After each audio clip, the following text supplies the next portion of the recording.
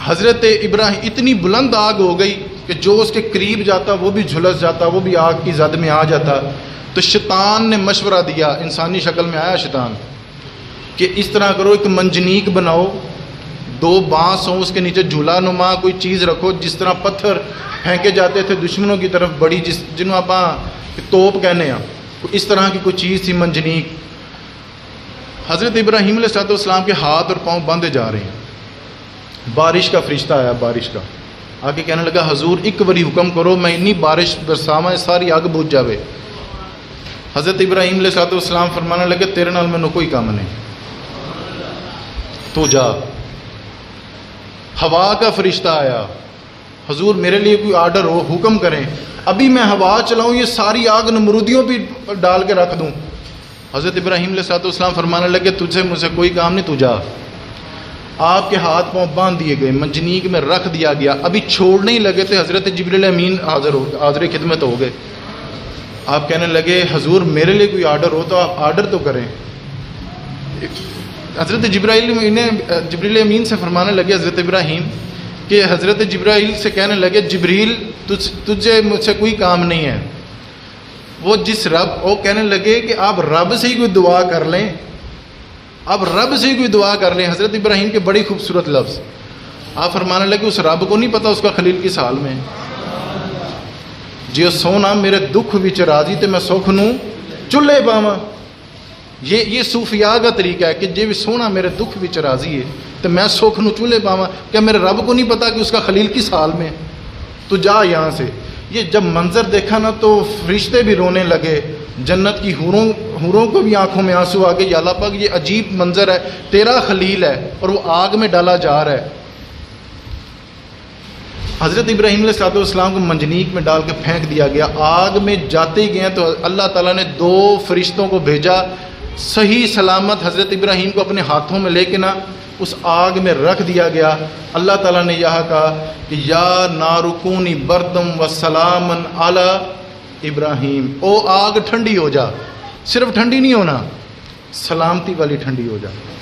جب حضرت ابراہیم آگ میں ڈالے گئے، آگ میں آگے بظاہر دیکھنے میں وہ آگ تھی، لیکن جب حضرت ابراہیم کو جب فرش پہ رکھا گیا تو سرسبز وہ جگہ تھی، کونپلیں کھل رہی تھیں، پھولوں کی خوشبو آ رہی تھی۔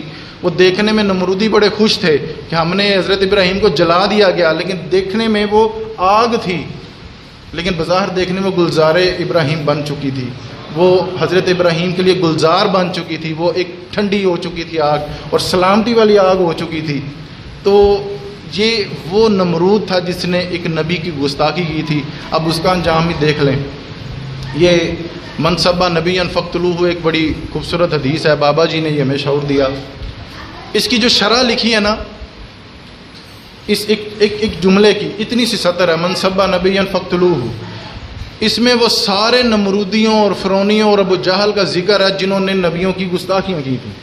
یہ اسی میں سے ایک مکالمہ میں آپ کی خدمت میں پیش کر دیتا ہوں کہ وہ جو نمرود نے حضرت ابراہیم کی گستاخی کی، ایک مچھر بھیجا اللہ نے، ایک مچھر ہم سوچتے ہیں یار مچھر اللہ نے کیوں بھیجا، آج کے دور میں کیوں بھیجا، اس وجہ سے بھیجا، اس مچھر کی مثال لے لینا، بڑے بڑے نمرودیوں نے وقت پا کے رکھتا سی اس مچھر میں، وہ مچھر ناک سے گھسا یا کان سے گھسا، وہ دماغ میں جا کے اٹکا۔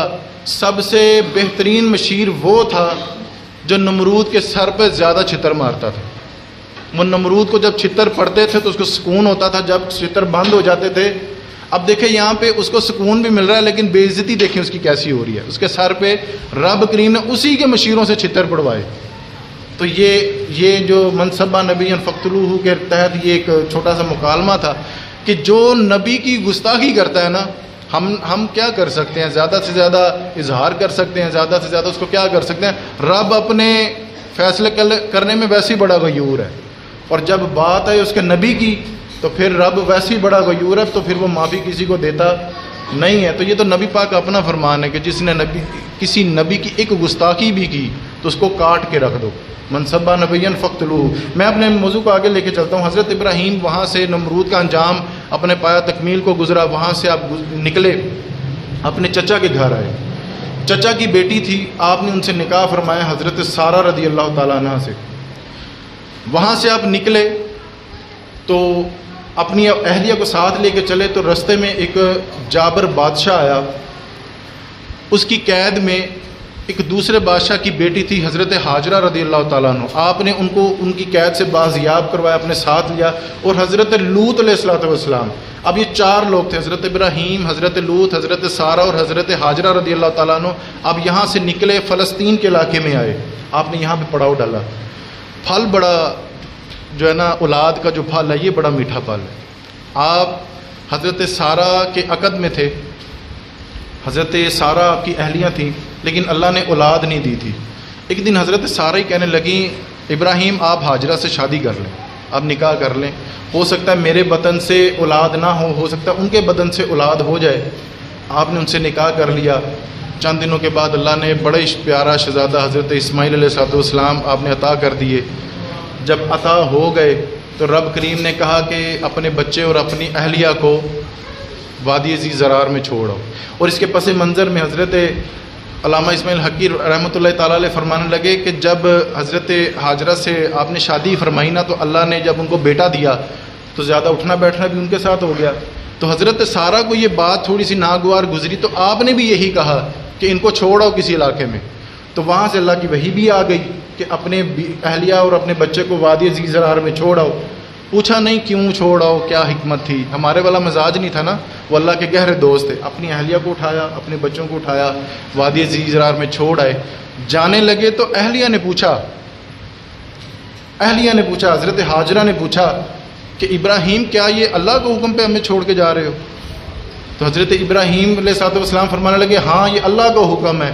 تو یہ اب پاک باز بی بی کا آپ ذرا مکالمہ سنیے، لفظ سنیے، عقیدہ توحید پر پختگی دیکھیے. حضرت حاجرہ فرمانے لگی اگر یہ اللہ نے کہا ہے نا تو مجھے امید ہے کہ رب ہمیں کبھی ضائع نہیں فرمائے گا.